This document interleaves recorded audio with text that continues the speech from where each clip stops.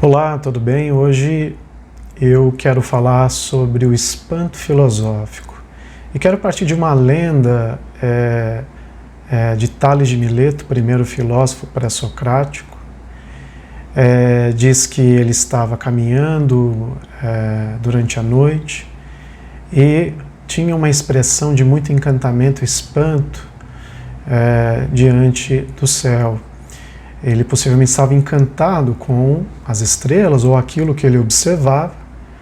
E em um dado momento ele não percebe que diante de si está caminhando para cair em um buraco, cai, e ali uma mulher o observava e teria dito de que adianta ser filósofo se não consegue enxergar o buraco logo à frente. Essa lenda traduz muito bem essa experiência do espanto como uma experiência de desorientação diante de um encantamento, diante de um estado de espanto, quando estamos na relação com algum fenômeno desconhecido. Tales de Mileto é o primeiro filósofo pré-socrático e normalmente ele é colocado na história da filosofia como aquele que se coloca no limiar entre as narrações míticas, os gregos, e o surgimento da filosofia. E é muito interessante que Tales de Mileto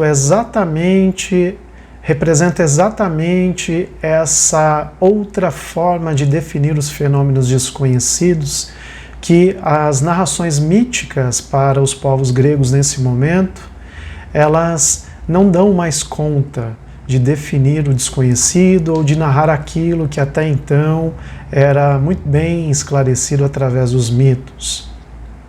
Quando Tales de Mileto, o primeiro filósofo,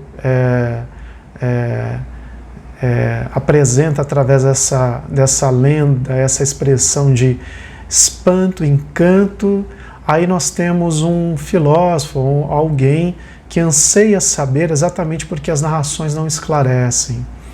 E aí os filósofos pré-socráticos são marcados por esse anseio de descobrir qual é o princípio de todas as coisas, qual é a substância primeira que faz parte de todas as realidades, de todas as coisas. Ou seja, o que se procura é uma nova forma de entender a realidade e a si mesmo. O que se procura é tentar traduzir de uma outra maneira tudo aquilo que até então era cotidianamente narrado através dos mitos gregos.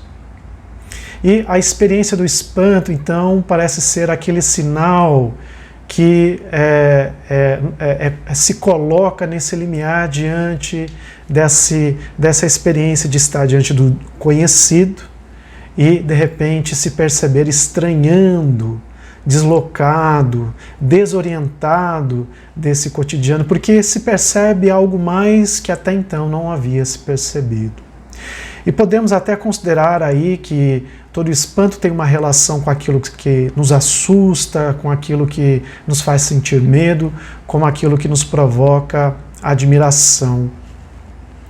E olhando, sobretudo, dentro dessas duas características, que é o temor e a admiração, nós podemos considerar que o espanto que nos leva a sentir medo e muitas vezes temores que não encontram a sua representação, que não se define, em que não conseguimos encontrar qualquer justificativa e a razão, são aqueles que mais tememos.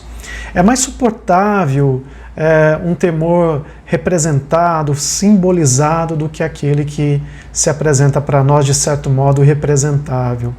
Do mesmo modo, a experiência da admiração que passamos a sentir a partir do espanto traz ali os seus perigos e limites, na medida em que essa admiração possa caminhar para uma mera veneração do desconhecido, com base em nossas crenças, com base em nossas ilusões, sem possibilitar uma reflexão mais profunda sobre aquilo que estamos admirados.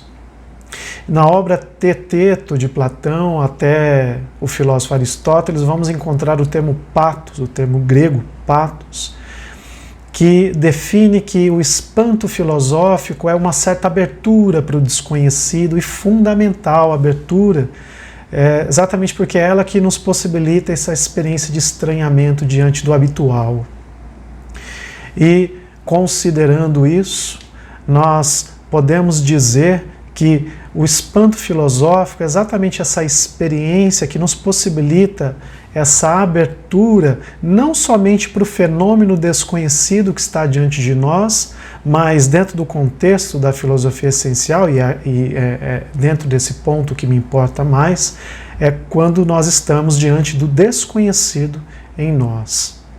E o espanto filosófico na experiência do desconhecimento com algo que deparamos na própria intimidade é sempre a possibilidade de enxergar um conflito que está estabelecido ali. Ou seja, eu passo a sentir uma espécie de presença estranha, uma experiência estranha que as crenças e as concepções antigas não definem. Assim como os mitos, em determinado momento, não conseguiram esclarecer tudo. Do mesmo modo, há um anseio de uma outra mentalidade, há um anseio de outras concepções que nos possa definir toda essa estranheza. E nesse ponto, podemos considerar aí na lenda de Tales de Mileto, que o espanto filosófico não é exatamente porque se percebeu algo estranho fora de si, mas porque se sentiu algo estranho em si, na relação com o fenômeno desconhecido.